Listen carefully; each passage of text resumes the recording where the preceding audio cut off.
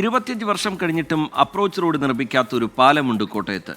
ജില്ലയുടെ പടിഞ്ഞാറൻ മേഖലയായ പരിപ്പ് 900 ചിറ റോഡിന് വേണ്ടി നിർമ്മിച്ച പാലമാണ് അപ്രോച്ച് റോഡ് ഇല്ലാത്തതിനാൽ വെറുതെ കിടന്ന് നശിക്കുന്നത്. ഈ മഴക്കാലത്തെങ്കിലും പാലം യാഥാർത്ഥ്യമാകുമോ എന്നാണ് നാട്ടുകാർ ചോദിക്കുന്നത്.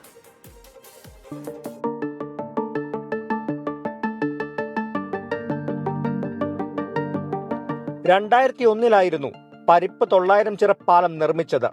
ജില്ലയുടെ പടിഞ്ഞാറൻ മേഖലയുടെ വികസനത്തിന് ഏറ്റവും ഗുണം ചെയ്യുന്നതായിരുന്നു പാലം. എന്നാൽ 25 വർഷം കഴിഞ്ഞിട്ടും പാലത്തിന് അപ്രോച്ച് റോഡ് നിർമ്മിക്കാൻ സാധിച്ചില്ല. ഇതോടെ പരിപ്പ് 900 ചിറ റോഡിന്റെ വികസനവും മുടങ്ങി.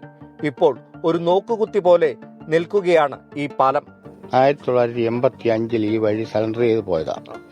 സുരേഷ് കുറുപ്പ് ഇവിടെ ആദ്യം MP ആയിരുന്നപ്പോഴത്തേക്ക് വാജ്പേയിയുടെ കാലത്ത് ആദ്യം അനുവദിച്ച പാലായത്. ചടക്ക് എന്ന് പറഞ്ഞൊരു പരിപാടി കേന്ദ്ര സർക്കാരുണ്ട്, അതിൽ നിന്ന് അനുവദിച്ചാണ്. അപ്പം 3 പ്രാവശ്യം ഓരോരുത്തരും ടെൻഡർ കൊടുത്തിട്ട് എല്ലാവരും ബില്ലും മാറിപ്പോയി. ഈ പണി ഇതേവരെ നടക്കുന്നില്ല. ഇതിപ്പോ 26 വർഷത്തോളം ആയിരിക്കുക. സുരേഷ് കുറുപ്പ് MP ആയിരുന്നപ്പോൾ MP ഫണ്ടിൽ നിന്നും 15 ലക്ഷം രൂപ മുടക്കിയാണ് പാലം പണിതത്. എന്നാൽ അന്നു പണിത പാലത്തിന്റെ ഉയരമാണ് തിരിച്ചടിയായത്.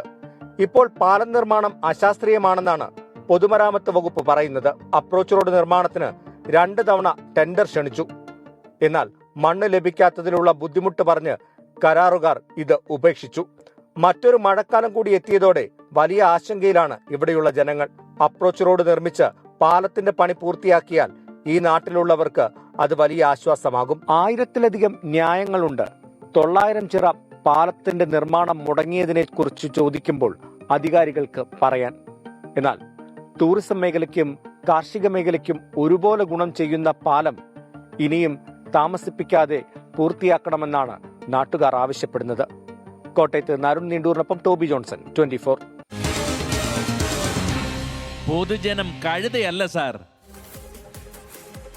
1-2 വർഷത്തെയല്ല, 25 വർഷത്തെ ആ നാട്ടുകാരുടെ കാത്തിരിപ്പാണ്. പലതവണ ജനപ്രതിനിധികളുടെ ശ്രദ്ധയിൽ, അധികാരികളുടെ ശ്രദ്ധയിലൊക്കെ ഈ വിഷയം പെടുത്തി. പക്ഷേ ഫലം മാത്രമുണ്ടായില്ല. പാലം യാഥാർത്ഥ്യമാകാൻ ഇനി എത്ര നാൾ കാത്തിരിക്കണമെന്നാണ് പ്രതിഷേധ സ്വഭാവത്തിലുള്ള നാട്ടുകാരുടെ ചോദ്യം.